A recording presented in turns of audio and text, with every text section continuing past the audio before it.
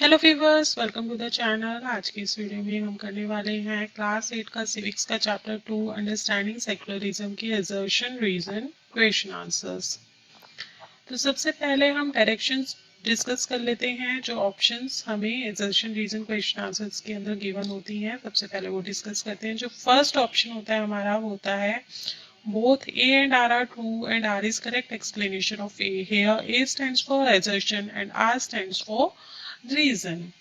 Next option जो होता है वो होता है both A and R are true but R is not correct explanation of A. Next is A is true but R is false. Next is A is false but R is true and last is both A and R are false. ये 5 options given होते हैं। इनमें से जो correct option होता है वो हमें ऑप्ट करना होता है अकॉर्डिंग टू द स्टेटमेंट्स। आगे चलने से पहले आपको बता दें, इस चैनल पर दिखाई जाने वाली सभी videos different classes wise different playlist में ग्रुप की गई हैं और सभी प्लेलिस्ट की लिंक आपको डिस्क्रिप्शन बॉक्स में मिल जाएंगे।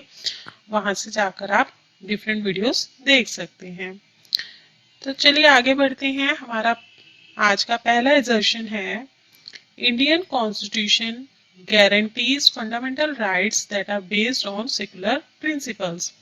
इंडियन कॉन्स्टिट्यूशन के अंदर फंडामेंटल राइट्स प्रोवाइडेड हैं जो कि सेक्युलर प्रिंसिपल्स के ऊपर बेस्ड है, जिसमें है कि कोई भी पर्सन अपने अपने रिलीजन के अकॉर्डिंग काम कर सकता है और रिलीजियस प्रैक्टिसेस को परफॉर्म कर सकता है। ये सेक्युलर प्रिंसिपल्स के ऊपर based rights, fundamental rights provided हैं इंडियन कॉन्स्टिट्यूशन में। Reason provided is people frequently violate the fundamental rights. Reason कहता है कि लोग जो हैं वो एक दूसरे के फंडामेंटल राइट्स को वायलेट करते रहते हैं। ये बात भी ठीक है कि लोग करते तो हैं। जो भी पर्सन पावर में होता है, थोड़ा सा पावरफुल होता है, वो दूसरे के राइट को वायलेट कर लेता है अपने बेनिफिट्स के लिए। स्टेटमेंट तो ठीक है, लेकिन क्या ये एक्सप्लेन करती है? I don't think so. Explain तो नहीं कर रही है assertion को completely. Let's see the answer. Answer is both A and R are true, but R is not correct explanation of A. Statements तो ठीक है, लेकिन जो रीजन प्रोवाइडेड है वो assertion को एक्सप्लेन नहीं करता। करेक्ट एक्सप्लेनेशन में क्या आता है कि knowledge of existence of such rights makes citizens aware, sensitive and empower them to take action against violation.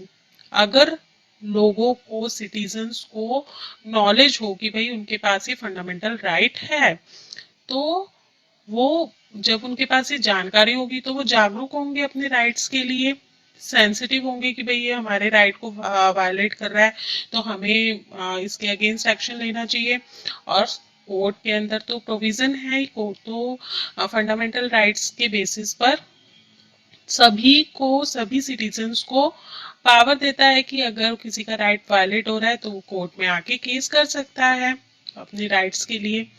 तो उसको एम्पावर करते हैं फंडामेंटल राइट कि वो उन वायलेशंस के अगेंस्ट एक्शन ले। पावरफुल पर्सन वायलेट करता है, लेकिन जो वायलेट हो रहा है, जिसके राइट्स को वायलेट किया जा रहा है, उसके पास भी पावर है कि वो उसके अगेंस्ट एक्शन ले सके।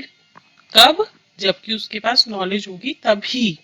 अदरवाइज तो वो चुप होकर बैठ जाएगा, अपने आप को वीक समझ के चुप होकर बैठ जाएगा और वायलेट होता रहेगा, है ना। तो ये है कि यहाँ पर नॉलेज होना बहुत जरूरी है। नेक्स्ट रिजर्वेशन जो है वो है Indian secularism differs from the dominant understanding of secularism as practised in USA. Indian secularism जो है वो यूएसए में जो सेक्युलरिज्म प्रैक्टिस किया जाता है उससे डिफरेंट है, ये assertion है। Reason provided is in Indian secularism, any interference in religion by the state has to be based on the ideals laid out in the constitution. Indian constitution USA के Indian secularism USA में जो secularism practice किया जाता है उससे different है। ठीक है, मान लिया कि डिफरेंट है।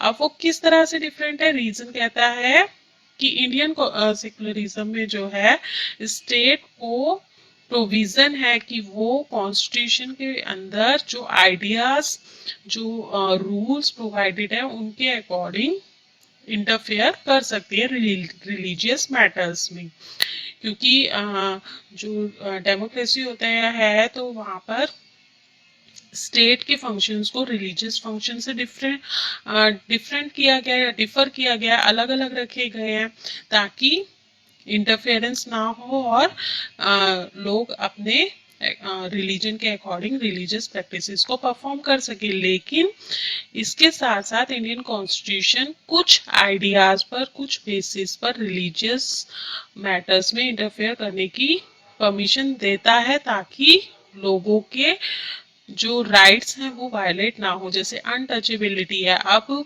ये रिलीजियस प्रैक्टिस है ना, लेकिन इससे क्या होता है कि जो पुअर क्लास होती है, जो दलित पीपल हैं, शेड्यूल कास्ट पीपल हैं, उनके राइट्स तो वायलेट हो रहे हैं ना, तो उनके राइट्स को प्रोटेक्ट करने के लिए जो गवर्नमेंट है उसके पास राइट है कि वो इंटरफेयर कर सकती है रिलीजियस मैटर्स के अंदर। ठीक है। दूसरा अगर हम एग्जाम्पल लें तो एक दूसरे एग्जाम्पल में आता है, चैप्टर के अंदर एक स्टोरी गिवन है कि एक सिख पर्सन है, उसको हेलमेट पहनने से छूट मिली हुई है। क्यों? क्योंकि उसने टर्बन बांधी हुई है। सिख जो पीपल हैं उनके रिलीजन में टर्बन पहनना, पगड़ी पहनना उनके कल्चर में है, उनकी रिलीजियस प्रैक्टिस में है। तो कॉन्स्टिट्यूशन उन्हें फ्री करता है हेलमेट पहनने की कंडीशन से। क्यों? क्योंकि वो उनकी रिलीजियस प्रैक्टिस है। तो मतलब कहीं पर छूट भी दी हुई है कॉन्स्टिट्यूशन ने रिलीजियस प्रैक्टिस को परफॉर्म करने की, तो दूसरी तरफ अगर राइट्स को वायलेट होते हैं, राइट्स कहीं पर वायलेट हो रहे होते हैं रिलीजियस प्रैक्टिस परफॉर्म करते हुए, तो वहां पर इंडियन कॉन्स्टिट्यूशन के अकॉर्डिंग गवर्नमेंट इंटरफेयर भी कर सकते। तो आई थिंक दोनों ही स्टेटमेंट जो है वो सही है और एक्सप्लेन भी कर रही है। Let's see the answer. Answer is both A and R true and R is correct explanation of A. ठीक है, दोनों स्टेटमेंट ठीक है और एक्सप्लेन भी कर रही है एक्सप्रेशन को। आगे वो कहते हैं कि एज इन यूएसए, क्योंकि हम ऐसा क्यों कह सकते हैं कि एक्सप्लेन कर रही है, क्योंकि जो यूएसए है, यूएसए में क्या है, separation between state and religion means neither the state nor religion can interfere in the affairs of one another, की एक दूसरे के काम में कोई भी इंटरफेयर नहीं करेगा, चाहे राइट्स वायलेट हो रहे हो, चाहे कोई किसी तरह का डिस्क्रिमिनेशन हो रहा हो, कुछ भी हो रहा हो, लेकिन स्टेट के फंक्शन और रिलीजियस फंक्शंस दोनों डिफरेंट हैं, दोनों के प्रैक्टिसेस में कोई इंटरफेयर नहीं करेगा। तो इस बेस के ऊपर देखा जाए, इस पॉइंट के अकॉर्डिंग देखा जाए, तो दोनों तरह के जो सेकुलरिज्म है उसमें डिफरेंस है। That is all for today. I hope आपको वीडियो पसंद आई होगी। आपको वीडियो कैसी लगी कमेंट बॉक्स में कमेंट करके जरूर बताइएगा। अगर वीडियो पसंद आई हो तो वीडियो को लाइक कर दीजिएगा, फ्रेंड्स के साथ में, रिलेटिव्स के साथ में ज़्यादा से ज़्यादा शेयर कीजिएगा। चैनल पे पहली बार आए तो चैनल को सब्सक्राइब कर लीजिएगा।